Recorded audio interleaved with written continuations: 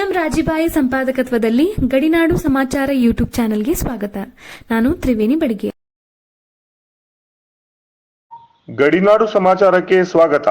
ನಾನು ನಿಮ್ಮ ಎಂಎಂ ರಾಜಿಬಾಯಿ. ಸಾರ್ವಜನಿಕ ಶಿಕ್ಷಣ ಇಲಾಖೆ ಬೆಂಗಳೂರು, ಸಾಮಾಜಿಕ ಪರಿಶೋಧನೆ ನಿರ್ದೇಶನಾಲಯ ಬೆಂಗಳೂರು, ಜಿಲ್ಲಾ ಪಂಚಾಯತ್ ಬೆಳಗಾವಿ, ತಾಲೂಕಾ ಪಂಚಾಯತ್ ಖಾನಾಪುರ ಇವುಗಳ ಅಡಿಯಲ್ಲಿ ಖಾನಾಪುರ ತಾಲೂಕಿನ ಗಂದಿವಾಡ ಗ್ರಾಮದ ಸರ್ಕಾರಿ ಹಿರಿಯ ಮಾದರಿ ಶಾಲೆಯಲ್ಲಿ ಪ್ರಧಾನಮಂತ್ರಿ ಪೋಷಣ ಶಕ್ತಿ ನಿರ್ಮಾಣ ಮತ್ತು ಸಮಗ್ರ ಶಿಕ್ಷಣ ಕರ್ನಾಟಕ ಯೋಜನೆ ಅಡಿಯಲ್ಲಿ ಸಾಮಾಜಿಕ ಪರಿಶೋಧನೆ ಕಾರ್ಯಕ್ರಮವನ್ನು ಹಮ್ಮಿಕೊಳ್ಳಲಾಗಿತ್ತು. ಆಮೇಲೆ SWSN ಮಕ್ಕಳ ಭತ್ಯೆ ಅಂತೇಳಿ 18,300 ರೂಪಾಯಿ ಖರ್ಚಾಗೈತ್ರಿ. ಆಮೇಲೆ ಶಾಲಾ ಅನುದಾನ ಅಂತೇಳಿ 37,500 ರೂಪಾಯಿ ಖರ್ಚಾಗೈತ್ರಿ. ಆಮೇಲೆ ಕಂಪ್ಯೂಟರ್ ರೂಮ್ ಸಲುವಾಗಿ 70,000 ರೂಪಾಯಿ ಖರ್ಚಾಗೈತ್ರಿ. ಮತ್ತು ಪಂಚ ಸೌಲಭ್ಯ ಸಲುವಾಗಿ 9,416 ರೂಪಾಯಿ ಖರ್ಚಾಗೈತಿ. ಆಮೇಲೆ ಮತ್ತೆ ಪಂಚ ಸೌಲಭ್ಯ ಸಲುವಾಗಿ 2,000 ರೂಪಾಯಿ ಖರ್ಚಾಗೈತಿ. ಶಾಲಾ ಅನುದಾನ ಅಂತೇಳಿ 56,200 ರೂಪಾಯಿ ಖರ್ಚಾಗೈತ್ರಿ. ಆಮೇಲೆ ಸ್ಯಾಟ್ಸ್ ಅನುದಾನ ಅಂತೇಳಿ ಅದು 500 ರೂಪಾಯಿ ಖರ್ಚಾಗೈತ್ರಿ. ಆಮೇಲೆ SDMC ಏನೊಂದು ಸಭೆ ನಡೀತಾವಲ್ಲ ಆ ಸಭೆಗೆ 500 ರೂಪಾಯಿ ಖರ್ಚಾಗೈತಿ. SDMC ಅಧ್ಯಕ್ಷ ರಮೇಶ್ ತಳವಾರ್ ಅವರು ಕಾರ್ಯಕ್ರಮವನ್ನು ದೀಪ ಪ್ರಜ್ವಲನೆಯ ಮೂಲಕ ಉದ್ಘಾಟಿಸಿದರು. ಯೋಜನೆ ಅಂತೇಳಿ 4,000 ರೂಪಾಯಿ ಖರ್ಚಾಗೈತಿ. ಮತ್ತು ಶಾಲಾ ಅನುದಾನ ಅಂತೇಳಿ ಇದು ಸಣ್ಣ ಪುಟ್ಟ ಏನೊಂದು ಪ್ರಧಾನ ಗುರುಗಳಾದ NC ಭಾಗವಾನ್ ಕಾರ್ಯಕ್ರಮದ ಬಗ್ಗೆ ಮಾರ್ಮಿಕವಾಗಿ ತಿಳಿಸಿದರು. 4 ದಿನಗಳ ಕಾಲ ಕೂಲಂಕುಷವಾಗಿ ಪರಿಶೀಲನೆ ನಡೆಸಿದ ಪರಿಶೀಲನಾ ಅಧಿಕಾರಿ ಮಂಜುನಾಥ್ ಕಲ್ಲಿ ಅವರು ಸಂಪೂರ್ಣ ವರದಿ ವಾಚನವನ್ನು ಮಾಡಿ ಶಾಲೆಯಲ್ಲಿ ಆಗಬೇಕಾದ ಕೆಲಸಗಳ ಬಗ್ಗೆ ವಿವರಿಸಿದರು. ಸರ್, ಮನೆ ಭೇಟಿ ಮಾಡಿದಾಗ ಕೆಲವೊಂದು ಪಾಲಕರು ಹೇಳಿದ್ದು ಊಟದಲ್ಲಿ ಮತ್ತು ಅಕ್ಕಿನಲ್ಲಿ ಸ್ವಲ್ಪ ನುಸಿ ಬರುತ್ತೆ ಮತ್ತು ಅನ್ನ ಭಾಳ ಮಿದಿ ಇರ್ತೈತೆ ಅಂತೇಳಿ ನಾವು ಊಟ ಮಾಡೋಂಗಿಲ್ಲ, ಮಕ್ಕಳಿಗೆ ಡಬ್ಬಿ ಕೊಟ್ಟು ಕಳಿಸ್ತೇವೆ ಅಂತ ಹೇಳಿದ್ದಾರೆ ಸರ್. ಅದ್ರ ಬಗ್ಗೆ ಚರ್ಚೆ ಮಾಡಿ ಸರ್. ಅದು ಎಷ್ಟು ಮಕ್ಕಳು ಅಂತ ಹೇಳಿದ್ರು ಮಾಡಿಲ್ಲ ಸರ್, ಕೆಲವೊಂದು ಪಾಲಕರು ಹೇಳಿದ್ದಾರೆ. ಗಂದಿವಾಡ ಗ್ರಾಮ ಪಂಚಾಯಿತಿಯ ಅಭಿವೃದ್ಧಿ ಅಧಿಕಾರಿಗಳಾದ ಬಾಲರಾಜ್ ಅವರು ಪಾಲಕರಿಗೆ ಮನಮುಟ್ಟುವಂತೆ ಮಕ್ಕಳ ಕೈಯಲ್ಲಿ ಮೊಬೈಲ್ ಕೊಡಬೇಡಿ ಎಂದು ವಿನಂತಿ ಪೂರ್ವಕವಾಗಿ ಹೇಳಿದರು. ಹಾಗೂ ಮಕ್ಕಳಲ್ಲಿ ಮಾನವೀಯ ಮೌಲ್ಯಗಳನ್ನು ಬೆಳೆಸುವುದು ಇಂದಿನ ಅವಶ್ಯಕತೆಯಾಗಿದೆ ಎಂದು ತಿಳಿಸಿದರು. ಖಾನಾಪುರ ತಾಲೂಕಾ ಪಂಚಾಯಿತಿಯ ಸಹಾಯಕ ನಿರ್ದೇಶಕರಾದ ವಿಜಯ್ ಕೋತಿನ್ ಸರ್ ಅವರು ನೋಡಲ್ ಅಧಿಕಾರಿಯಾಗಿ ಆಗಮಿಸಿ ಯೋಜನೆಯ ಸಂಪೂರ್ಣ ಮಾಹಿತಿಯನ್ನು ನೀಡಿದರು. ಹಾಗೂ ಶಿಕ್ಷಕರಿಗೆ SDMC ಹಾಗೂ ಎಲ್ಲ ಪಾಲಕರಿಗೂ ಕೂಡ ಕಿವಿ ಮಾತು ಹೇಳಿ ಶಾಲೆಯನ್ನು ಅಭಿವೃದ್ಧಿಪಡಿಸುವಂತೆ ತಿಳಿಸಿದರು. ಹಾಗೂ ಇಲ್ಲಿ ನೋಟ್ ಮಾಡಿದಂತಹ ಎಲ್ಲ ವಿಷಯಗಳನ್ನು ಸಂಬಂಧಪಟ್ಟಂತಹ ಅಧಿಕಾರಿಗಳಿಗೆ ಗಮನಕ್ಕೆ ತಂದು ಈ ಶಾಲೆಯನ್ನು ಅಭಿವೃದ್ಧಿಪಡಿಸುವುದಾಗಿ ತಿಳಿಸಿದರು. ಯಾಕೆ ಸ್ಟಾಕಲ್ಲಿ ಕಾಮನ್ ಆಗ್ತಾ ಇರುತ್ತೆ, ಬಟ್ ನಾವು ಕ್ಲೀನ್ ಮಾಡಿ ಅಡಿಗೆ ಮಾಡಬೇಕಾದ್ರೆ ಕ್ಲೀನ್ ಮಾಡಿ ಮಾಡಬೇಕು. ಇದರಲ್ಲಿ ಮಕ್ಕಳ ಈಗ ಶಾಲೆಗೆ ಡಬ್ಬಿ ಕಟ್ಟಿ ಕಳಿಸೋರು ಯಾರ ಪಾಲಕರು ಇದ್ದೀರಾ ಇದರಲ್ಲಿ?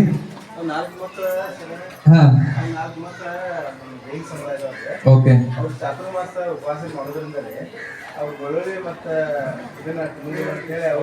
ದ್ಯಾಟ್ ಈಸ್ ಓಕೆ, ಅದು ಸರ್, ಅದು ಅಂಡರ್ಸ್ಟ್ಯಾಂಡೇಬಲ್. ಅಲ್ಲ, ಏನಾದರೂ ಸಮಸ್ಯೆ ಇಟ್ಕೊಂಡು ಇವ್ರು ಹೇಳಿದ ಹಾಗೆ ನುಸಿ ಇಟ್ಕೊಂಡು ಅಥವಾ ಅನ್ನ ಸರಿಯಾಗಲ್ಲ, ಸಾರು ಸರಿಯಾಗಲ್ಲ ಅಂತ ಬೇರೆ ಬೇರೆ ಕಾರಣ ಇಟ್ಕೊಂಡು, ಅಂದ್ರೆ ಕ್ವಾಲಿಟಿ ಸರಿ ಇಲ್ಲ ಅನ್ನೋ ಕಾರಣಕ್ಕಾಗಿ ಯಾರಾದರೂ ಡಬ್ಬಿ ಕಳಿಸಿಕೊಡೋ ಪಾಲಕರು ಇಲ್ಲಿ ಯಾರಾದರೂ ಇದ್ದೀರಾ? ಪಾಲಕರಿದ್ದಂಥವ್ರು ಮಾತಾಡ್ರಿ. ನಾವು ಮನೆ ಬಂದಾಗ ಸಪ್ರೇಟ್ ಆಗಿ ಹೇಳ್ತೀವಿ, ಇಲ್ಲಿ ಹೇಳಂಗಿಲ್ಲ. ನಾವೇ ಊಟ ಕೇಳ್ತಾ ಇದ್ರು ಯಾರು ಪಾಲಕ ಹೇಳಿದ್ರು ಅವ್ರು. ಮತ್ತು ಇನ್ನೊಂದು ಇದು ಯಾವುದೇ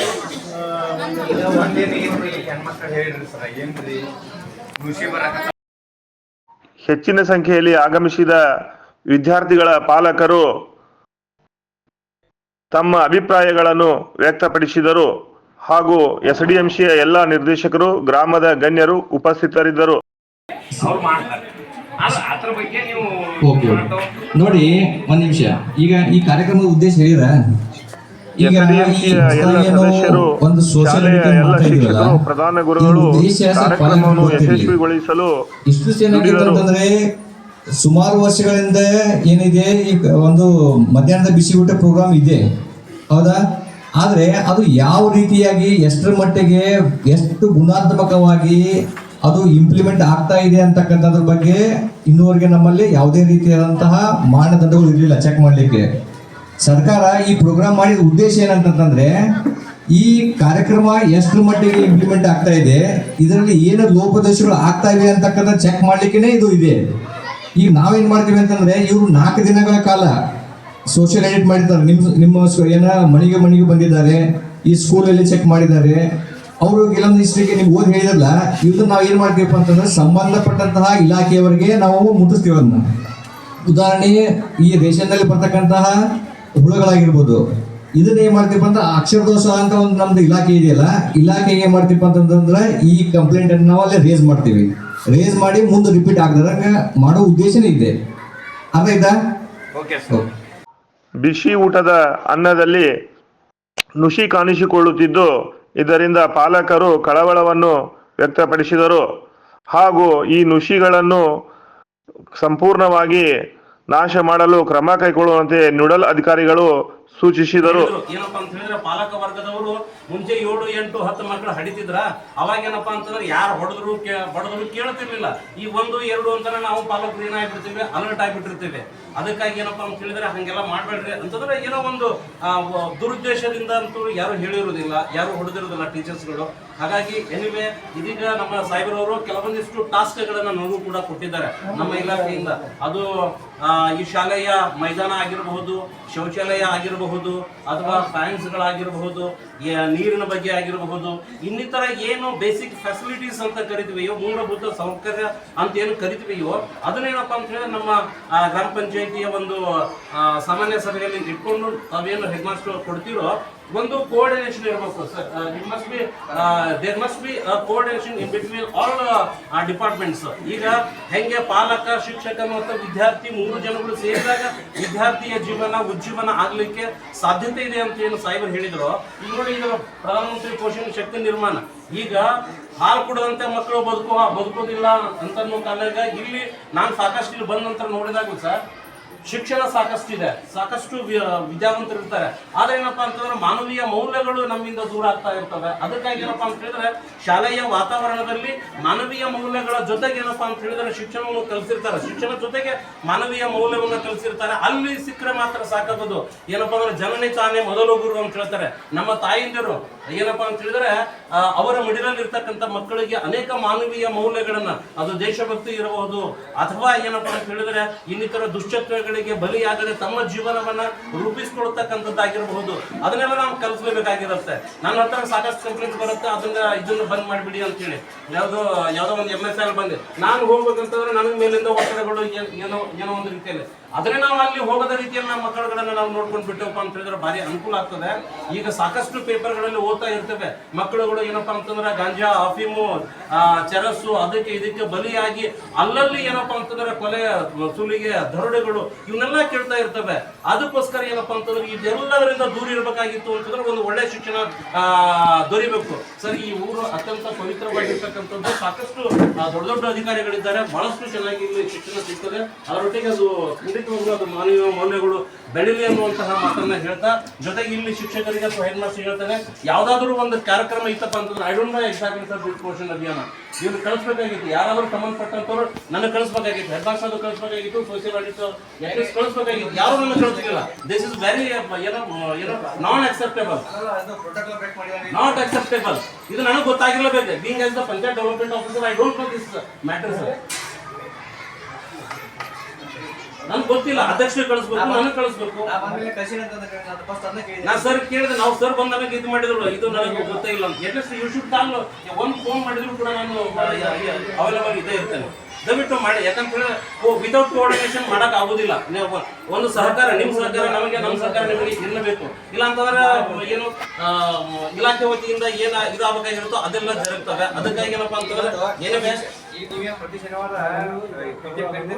ಅಧ್ಯಕ್ಷ ಅವರಾಗಿರ್ತಾರೆ ಸರ್. ಹೆವಿ ಯಾವಾಗಾದ್ರೂ ನನಗೆ ಇನ್ಫಾರ್ಮ್ ಮಾಡಿದ್ದೀರಾ? There is no sir. ನನಗೆ ಇದು ಏನೋ ನಾನು ಬೇರೆ ಬೇರೆ ಇದರಲ್ಲಿ ಎಲ್ಲ ಇದ್ರ ಏನ್ ಮಾಡ್ತಪ್ಪ ಅಂತಂದ್ರೆ ಸೀದಾ ಹೋಗಿ ಸೂಸೈಡ್ ಮಾಡ್ಕೊಡ್ತೀವಿ. ಶಾಲೆಯಲ್ಲಿ ನಡೆಯುವ ಕಾರ್ಯಕ್ರಮಗಳಿಗೆ ಗ್ರಾಮ ಪಂಚಾಯಿತಿ ಅಧ್ಯಕ್ಷರು ಹಾಗೂ ಗ್ರಾಮ ಪಂಚಾಯಿತಿ ಅಭಿವೃದ್ಧಿ ಅಧಿಕಾರಿಗಳನ್ನು ಆಹ್ವಾನಿಸದೇ ಇರುವುದು ಚರ್ಚೆಗೆ ಗ್ರಾಸವಾಯಿತು. ಚಡಪಡಿಸ್ತಾರೋ ಆ ರೀತಿಯ ಮಕ್ಕಳುಗಳು ಆಗ್ತಾ ಇವೆ. ಅದಕ್ಕಾಗಿ ತಾವು ದಯವಿಟ್ಟು ಏನಪ್ಪಾ ಅಂದ್ರೆ ನೀವು ಕೈಯಾಗ ಒಂದು ನ್ಯೂಸ್ ಪೇಪರ್ ಹಿಡ್ಕೊಂಡು ಕೂತ್ರೆ ಮಕ್ಕಳು ಕೈಯಾಗ ಪುಸ್ತಕ ಹಿಡ್ಕೊಳ್ತವೆ.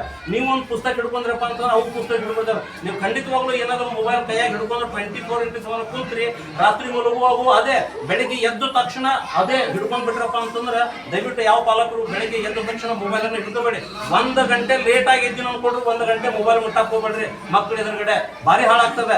ಮೊಬೈಲ್ ಏನಪ್ಪಾ ಅಂತ ಹೇಳಿದ್ರೆ ಎಷ್ಟು ಉಪಯೋಗಕಾರಿ ಇದೆಯೋ ಅಷ್ಟೇ ಹಾನಿಕಾರಕ ಇದೆ. ಅದರಲ್ಲಿ ಏನ್ ನೋಡ್ತಾರ ಅಂತ ನಿಮಗ್ ಗೊತ್ತಾಗೋದಿಲ್ಲ. ಮಕ್ಕಳುಗಳು ಬಹಳ ಫಾಸ್ಟ್ ಇರ್ತವೆ. ಅದಕ್ಕಾಗಿ ಅವರ ಏನೋ ಬುದ್ಧಿಮಟ್ಟ ಹಾಳಾಗೋಕೆ ನಾವು ಕೂಡ ಕಾರಣ ಆಗಬಾರ್ದು. ಅದಕ್ಕಾಗಿ ದಯವಿಟ್ಟು ಕೈ ಮುಗಿದು ತಿಳ್ಕೊಳ್ತೀನಿ ಪಾಲಕರ ಹತ್ರ ಏನಪ್ಪಾ ಅಂದ್ರೆ ಯಾವುದೇ ಕಾರಣಕ್ಕೂ ಮೊಬೈಲ್ ಅನ್ನ ಏನೋ ಎಲ್ಲೆಲ್ಲಿ ಒಳ್ಳೆಯ ಅಂಶಗಳಿವೆ, ಎಲ್ಲೆಲ್ಲಿ ಏನೋ ಇನ್ನೂ ಸುಧಾರಣೆ ಆಗಬೇಕು ಅಂತಕ್ಕಂಥದ್ದನ್ನು ಸಮಗ್ರವಾದಂತಹ ಮಾಹಿತಿಯನ್ನ ಇದರಲ್ಲಿ ಇವರು ನಮೂದು ಮಾಡಿದ್ದಾರೆ, ದಾಖಲೆ ಮಾಡಿದ್ದಾರೆ. ಯಾರು ಸೋಷಿಯಲ್ ಎಡಿಟ್ ತಂಡದವರು. ಈಗ ನಾವು ಅದನ್ನ ಏನ್ ಮಾಡ್ತೀವಪ್ಪ ಅಂತಂದ್ರೆ ಇದು ಇಲ್ಲೇ ಉಳಿಯಲ್ಲ. ಇದು ನಮ್ಮ ಇವರು ಹೇಳಿದಾಗೆ ಈಗ ನಾವು ಪಾಲಕರು ಮಾತಾಡಿದ್ರಲ್ಲ, ಬಹಳ ಚೆನ್ನಾಗಿ ಮಾತಾಡಿದ್ರು ಅವರು. ಅದು ಏನಂತಂದ್ರೆ ಆಯಾ ಸಂಬಂಧಪಟ್ಟಂತಹ ಇಲಾಖೆಗೆ ನಾವು ಇದನ್ನ ಫಾರ್ವರ್ಡ್ ಮಾಡ್ತೀವಿ. ಉದಾಹರಣೆಗೆ ಹೇಳ್ಬೇಕಂತಂದ್ರೆ ಇಲ್ಲಿ ಶಾಲೆಯ ಒಂದು ಕಟ್ಟಡಗಳ ಒಂದು ವರದಿ ಇದೆ ಅಂತಕ್ಕಂಥ ಒಂದು ಅಂಶ ಇದರಲ್ಲಿ ನಮೂದು ಮಾಡಿದ್ದಾರೆ. ಇದನ್ನ ನಾವೇನ್ ಮಾಡ್ತೀವಿ ಅಂತಂದ್ರೆ ಶಿಕ್ಷಣ ಇಲಾಖೆಗೆ DDP ಅವರಿಗೆ ಏನ್ ಮಾಡ್ತೀವಿ ಅದನ್ನ ಫಾರ್ವರ್ಡ್ ಮಾಡತಕ್ಕಂಥ ಕೆಲಸನೂ ಮಾಡ್ತೀವಿ. ಇನ್ನೊಂದು ಅಂಶಗಳನ್ನ ಇದರಲ್ಲಿ ನಾನು ಕಂಡುಕೊಂಡಂಗೆ ಏನಪ್ಪಾ ಅಂತಂದ್ರೆ ಇಲ್ಲಿ ಶೌಚಾಲಯ ಇದೆ, ಆದ್ರೆ ಮಕ್ಕಳ ಒಂದು ಅನುಪಾತಕ್ಕೆ ತಕ್ಕಂತ ಇಲ್ಲ ಅಂತಕ್ಕಂಥ ಅಂಶವನ್ನ ನೇಮಕ ಮಾಡಿ ಇದರಲ್ಲಿ ನಮೂದು ಮಾಡಿದ್ದಾರೆ. ಶಾಲೆಗೆ ಅವಶ್ಯಕವಾಗಿರ್ತಕ್ಕಂತಹ ಶೌಚಾಲಯ ಆಗಿರ್ಬೋದು, ಕುಡಿಯುವ ನೀರಿನ ವ್ಯವಸ್ಥೆ ಆಗಿರ್ಬೋದು, ವಿದ್ಯುತೀಕರಣ ಆಗಿರ್ಬೋದು, ಶಾಲೆಯಲ್ಲಿ ಫ್ಯಾನ್ಗಳನ್ನು ಕುಣಿಸುವುದಾಗಿರ್ಬೋದು, ಶಾಲೆಯ ಗ್ರೌಂಡನ್ನು ಏನೋ ಸುಧಾರಣೆ ಮಾಡೋದಾಗಿರ್ಬೋದು, ಶಾಲಾ ಕಾಂಪೌಂಡನ್ನು ಮಾಡೋದಾಗಿರ್ಬೋದು, ಹೌದಾ, ಗಾರ್ಡನ್ ಮಾಡೋದಾಗಿರ್ಬೋದು, ಈ ಎಲ್ಲ ಕಾರ್ಯಕ್ರಮಗಳನ್ನು ನಮ್ಮ ಗ್ರಾಮ ಪಂಚಾಯತಿಯಿಂದ ಮಾಡಲಿಕ್ಕೆ ಸಾಧ್ಯ ಇದೆ. ನಾವೇನು ಮಾಡ್ತೀವಿ ಅಂತ ಅದ ಒಂದು ಏನು ಗ್ರಾಮ ಪಂಚಾಯತಿಯಿಂದ ಮಾಡ್ತಕ್ಕಂತಹ ಕೆಲಸಗಳನ್ನ ಕೈಗೊಳ್ಳುವ ಸಲುವಾಗಿ ಇಲ್ಲೇ PDO ಅವರು ಏನ ಉಪಸ್ಥಿತಿ ಇದ್ದಾರೆ. ಹಾಗಾಗಿ ನಾವು ಆಯಾ ಡಿಪಾರ್ಟ್ಮೆಂಟಿಗೆ ಕಳಿಸ್ಕೊಡ್ತೀವಿ. ಒಂದನೇದು. ಎರಡನೇದು ಈ